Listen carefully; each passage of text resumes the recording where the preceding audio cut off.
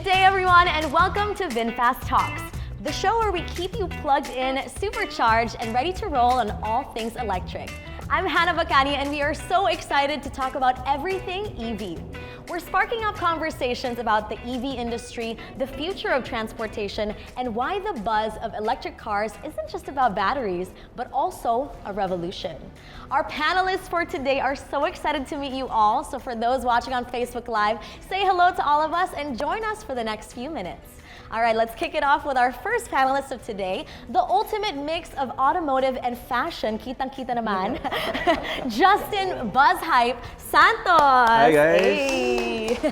Next up, Hello, we have hello. content creator and motor influencer Chenee Jimenez here. Hi guys. Hello. Also very fashionable. Next up, we have race car driver and Manila Standard motoring editor Milo Rivera. Not so fashionable. YugaAuto senior editor Pablo Salapantan. Hey. Hello. And finally, we have here motoring enthusiast Alex BanaweBoy Lim. Hi guys. Hey. What's up? Guys, we call ourselves what? VinFriends. We thought of that term. So now that we are VinFriends, we want you guys to join the conversation too. If you have any questions about EVs or anything electric, we'd love to read them later on, and hopefully we'll answer your questions throughout this live stream, all right? So a lot of buzz has been going around with electric vehicles in the past few years, especially after the pandemic. I see a lot more cars now. A lot of people don't want coding anymore. Oh yeah. They want something more sustainable and of course stylish as well. So let's kick it off by asking, why EV? Why do people want to transition to EV? What are the environmental, the economic, and technological reasons behind the EV revolution? I think it's because it's really cost efficient. So like this car behind me, this does 1.17 pesos per kilometer. Where can you get that? Exactly. So it's only with EVs, diba? I mean, you also mentioned it a while ago. I think a lot of people want the perks behind it too, like no coding, plus the benefits of fuel efficiency or energy efficiency rather. Plus, and I think helping the environment is a big bonus for it too. No, and I think when you look about how the industry has changed from the past 2-3 years, I remember during the pandemic, a lot of people were talking about, look how clear the skies are now, because there weren't a lot of cars on the road. So that put the environment up front and center in terms of, you know, motoring and all of that. And then we're coming out of it, and then this influx of electric vehicle technology and all of those things, people are starting to think about it more consciously about the environment. And also, like they both mentioned, savings, you know, you can't doubt that. I'm starting to definitely see the change, including not just the pure EVs. There's a lot of factors like the hybrid and everything. Filipinos are starting to accept these kind of cars, and it's a good leap for me. I would definitely suggest it to the people with all the benefits that you'll be getting aside from the things that you guys mentioned. I mean, it's just a really good drive when you're somehow tried to drive one. I mean, I definitely love EVs. I'm guilty of that.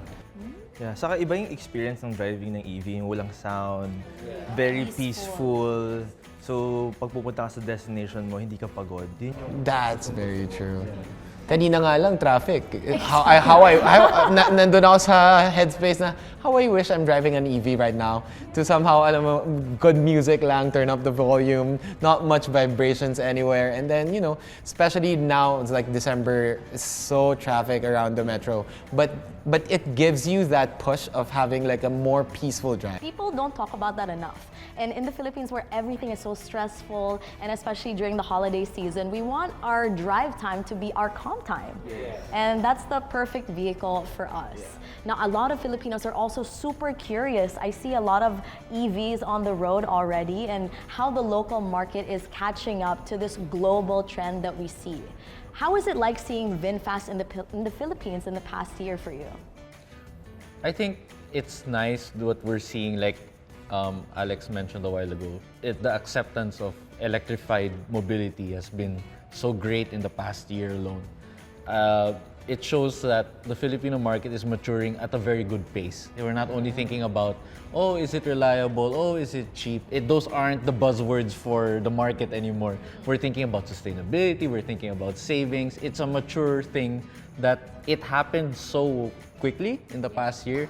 And then you see brands like VinFast from coming at it at a global aspect. They're coming into the Philippines and they came in at the right time. They're offering products that are going to hit all those great things that the market wants. Affordable pricing, enough equipment and features and all of those things. So I'm not surprised that they're riding this high of the electrified mobility in the Philippines. I just, we just hope that it keeps going. Yeah. I like what you said with the timing. I really do. I really do agree with that statement. Because I mean, if VinFast came in here like 5 years ago, it's gonna be hard. I mean, the transition right now, it's a really good timing for them. So before hindi pa ready yung mga tao, yung mga Pilipino, but ngayon, I think mas ready na sila. Kasi syempre meron na din tayo mga infrastructures and the government supports it. Kaya malaking bagay, sakto yung dating nila. Ang laking bagay na pwede ka mag-charge sa mall habang nagsha-shopping ka. Yeah. Diba? I am a fan of that. And it's free. Exactly. You only have to pay for the parking. Two birds with one stone. Pwede nga sa bahay ka mag-charge. Yes, Yeah. that It's is super convenient. It's like charging your phone. And then you get to roll up in Manila. And actually, there's a lot of misconceptions about electric vehicles that you hear. And with the growing infrastructure that we have supporting electric vehicles, I think it's so bright for the future in 2025 and even now. I feel like we've just gotten started, right? Yeah. Crazy. Actually, it's just a matter of like educating the people, the Filipinos, how to use it efficiently. I always tell my friends if they ask me about EVs. I mean, it's a very routinary type of commute. I mean, if you have like everyday commute that you do a routine one, you just go to your work and then do all the things that you want, go to the mall and everything, and then go home and just plug it in. It's just that simple.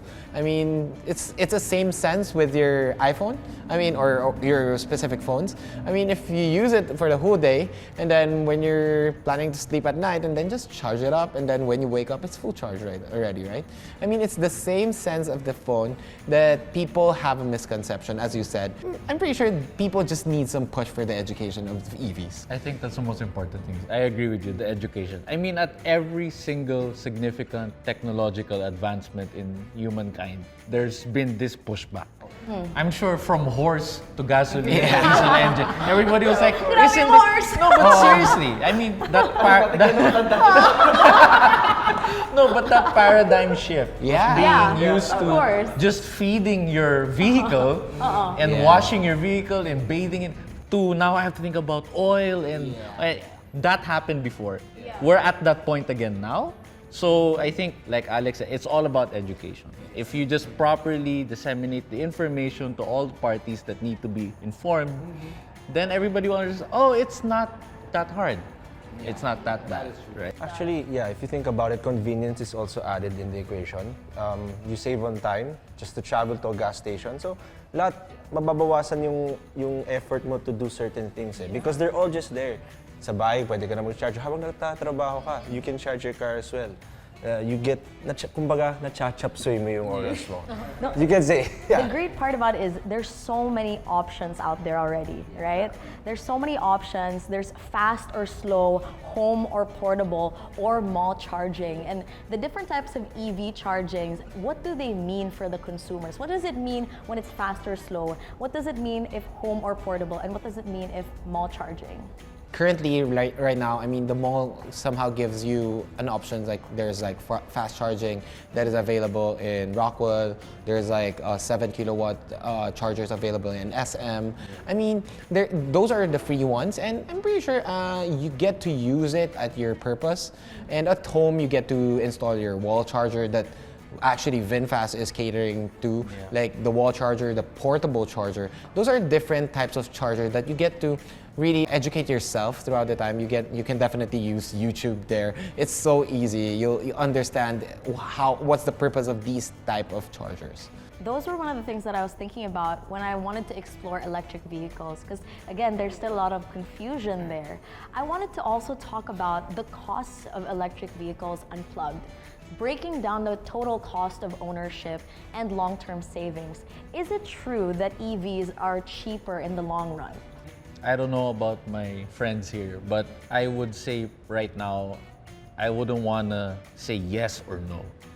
Because the emergence of this technology has only really come about in the last 5 to 7 years. So we're only now starting to have the data of what an EV will be like performing 5 to 7 years down the road. But what do you call face value, less moving parts, no engine. You just really have the battery.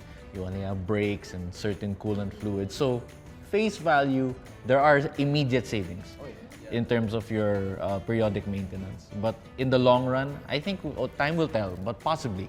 I mean, logically, there are, as you said, less moving parts. Like for an ICE, the engine has a lot of components in it. I mean, compared to a electric motor, it's like way lesser. I mean, if you look at it at that perspective, I'm pretty sure there's like savings up there. Yeah. It might sound ironic for me to say this, but yeah, as a race car driver, I love savings. I love to, yeah, right. Hey, you like to step on it too.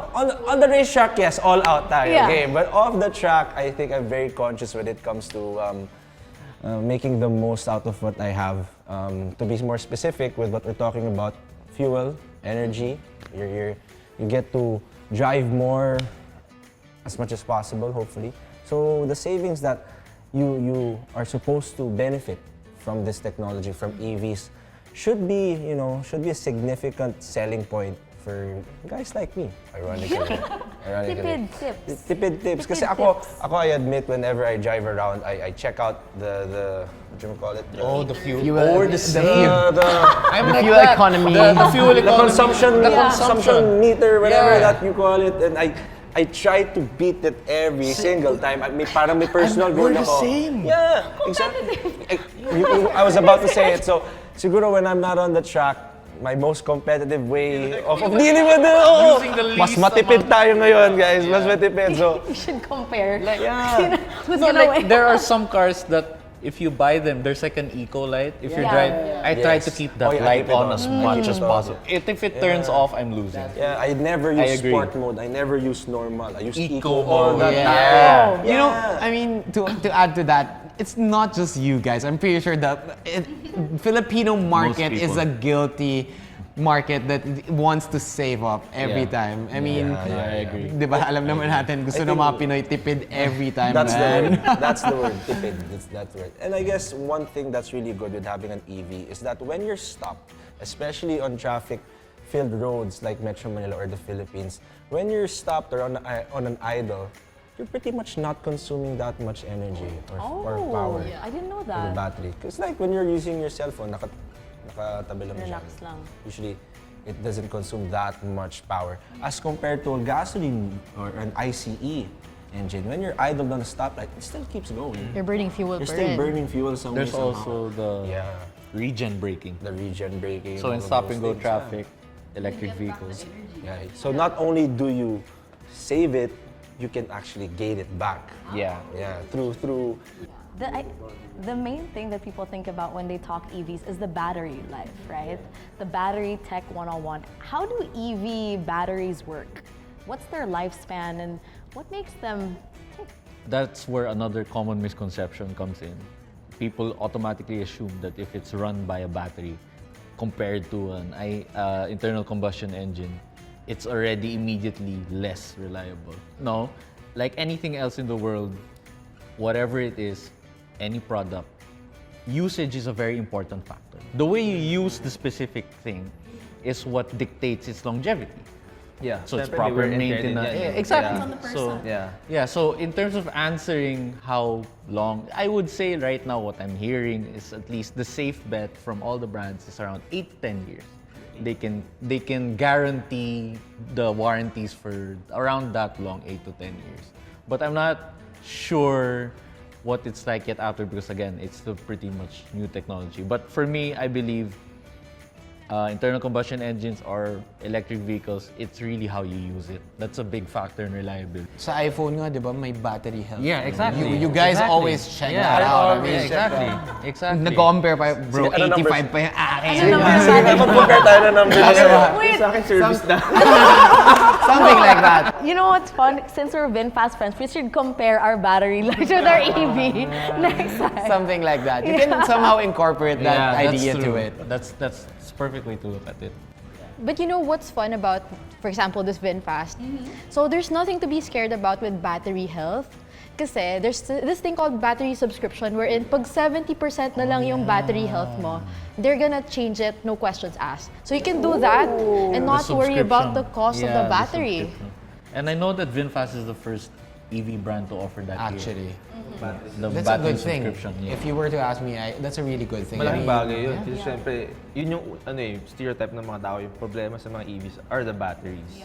Technically, So, kung VinFast gave you a solution already, and that's aspect of your problem. They're addressing a pain Diba? point. Yeah. Exactly. And that's one less thing to think about. Yes. Yeah. And it all goes back to trying to convince the Filipino market or the people in general of on buying EVs or making that switch. They're helping in giving you that peace of mind. Yeah. Yes. Importante yun. With that decision. Yeah. Yeah. Agreed. Kung sa peace of mind ng Are you okay? Are you okay? Who hurt you? We'll go back to EVs, guys. Engines hurt them, I think bro. we need to take a break. No.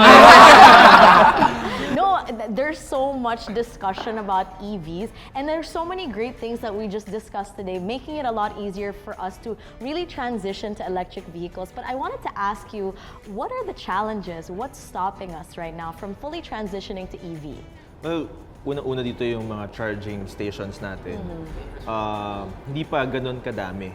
But makikita ko madami na rin mga under constructions na mga charging stations, especially sa NLEX, may nakikita na ako mga ginagawang mga charging stations. So talagang malalayo na natin. Siguro by next year yung mga talagang EVs natin. Maybe for me, it's the stigma. I mean, people, specifically Filipinos, are really into, kung anong nakasanayan na. And Filipino for me, ganun eh. Ayaw kung ano yung nakasanayan mag-change na, eh. di ba? Pero this is the thing. That's why we're here. That's why we're talking right here, right now. Courtesy of course, VinFast. That's their goal, to educate the Filipinos. Why not try this transition? I mean, it's a good transition. We're talking about it, the benefits of it, and we're pushing all the technology, the ideas, the informations to the people out there. And that's the goal of VinFast, right? No, that's what I think the best thing about VinFast is that they offer. Before, one of the major pain points, at least for me, when they first started introducing electric vehicles, was they're quite expensive. Before, the first few ones. Yeah. And then here comes VinFast, and they're like, it doesn't have to be that expensive. We can Yes. offer this technology to you at great pricing. Yes. So it incentivizes the buying market to be more like, okay, so it doesn't have to be, it costs relatively good. And then I think in line with the things that they both mentioned, infrastructure and all of that. I remember there's somebody who told me before that there are around 12,000 gas stations in the Philippines, as compared to around 100 to almost 200 EV charging stations. So it's a long way to go, but it has to be that effort from everybody. It's not just the government, it's not just the brands.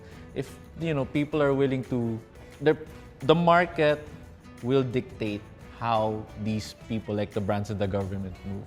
Since there's already demand, we've shown that in 2024, big purchases of electrified vehicles, people are gonna start moving. Oh, so there's so many opportunities now. More charging stations, more incentives for people who buy electric vehicles or hybrids or all of those things. I think we're gonna see 2025 onwards, there's going to be this very cohesive effort from everybody to make it a good ecosystem. Exciting. Finally, I think. We're all working together towards it has to be innovation. that. Yeah, that's the right word. It's innovation. Yes. Yeah, to borrow a term, like, one thing that's very, very constant in our lives is change. Wow, good. Wow. It's true though. What is wrong with both of my seatmates? Like, man. We're just spitting facts, man. It's that time of the year, bro. It's the time of the year. Wow, Alright. everything. Alright. But yeah, and one thing you just mentioned a while ago, and connecting change with this context is innovation. And the only thing that's missing, I guess, with each innovation that comes is us embracing it. But it's a matter of time naman talaga. I know we can be very skeptic with these changes, but if the benefits are evident, why not? Why not? Yeah. Why not? Saka there's no other way eh. Pupunta tayo sa future. So, we really have to adapt. Yeah. Ikaw, Chenee, ready ka na ba mag-change? Ready na. Ready na. No, but really, I think... Susunod, ano yung sequence, bro? What's in the water? Like, my God, guys. Electrified yung water. No, but really, I think the most difficult part, kunyari I make reviews on fueling or charging stations, ang comment, bakit mag-aantay ako 30 minutes para mag-charge, sandali lang yung refuel. Kasi guys, sa bahay kayo dapat mag-charge para hindi mo na inisip. So parang, I think it's the lifestyle and the adapting na I'm gonna treat my car like my phone na ipa-plug in ko at night. I think that's the main difference that we'll all have to embrace eventually. So, ayun, yeah, the change. You mentioned a while ago, like, what are the differences in charging, like, and all that. I guess to deviate from the technical side of things, I think the point is there are actually a ton of options for you to charge your car. Okay, yes, mas mabagal tong method na to, mas mabilis to, but at least it's there. At least it's charging. At least it's charging. Totoo. Like, Saka hindi naman kailangan pating full charge agad. diba? Yeah. Kasi with an ICE vehicle, okay, sige, baka i-fill mo through a jerrycan, pero pupunta ka na naman ng gas station. That's true. Lahat ng lahat ng ways will all lead up to a gas Oo, station. nagpapagas nga ako tig 200 na. O, diba? Bakit di naman ang full tank? Sabihin ko ba, 150 lang naman. Kasya na isang pulad na ganun. Wala pang 2 litro yun Di ba, men? I think this is a great solution for range anxiety. Because you hear that word buzzing around, but you can literally plug anywhere. You can plug at home, or there's outlets everywhere. So Also, meron na yung mga apps na Yes. you can Yes, check. actually, Sa that's may a good malapit point, na yeah. charging stations. I love that. yung range anxiety mo, malalesen talaga. Even on Waze. I'm not plugging Waze. I'm not an endorser of Waze, everybody. But like, I know on Waze you can check. It does show. It shows you. Yeah. show. Yeah, and I'm sure everybody has Waze at this point. But yeah. So it's just, the options are there, it's just a matter of adding it to our daily routine. Yeah. So, yun lang. So we want to ask you guys, are you ready for EV? Because we are. We are. I love it. There's a lot of discussion here, and I hope that our viewers here on Facebook Live also learned a thing or two. What was your favorite part? What did you learn here? I definitely learned so much from you guys. Talking to motoring experts, car enthusiasts, race car drivers, you don't get to see this conversation day to day. And I feel like I am the representative of the regular folk that don't know much about EVs, but we definitely learned so much today. So again, thank you so much for joining. Thank you for having Thank us. you, thank you guys. Thank you for joining us in today's episode of VinFast Talks. This has been Hannah Bacani. Drop us a comment if you have any more questions or suggestions in our next episode. And if you're curious to learn more about these amazing VinFast vehicles, make sure to drop by their dealership in Alabang, Asiana, Cainta, EDSA, Iloilo, La Union, Isabela, and Manila Bay. Try it out for yourself. Look at it, feel the vibes, and look how cute they are in real life. Let's go green, drive electric, and be part of a cleaner and brighter future.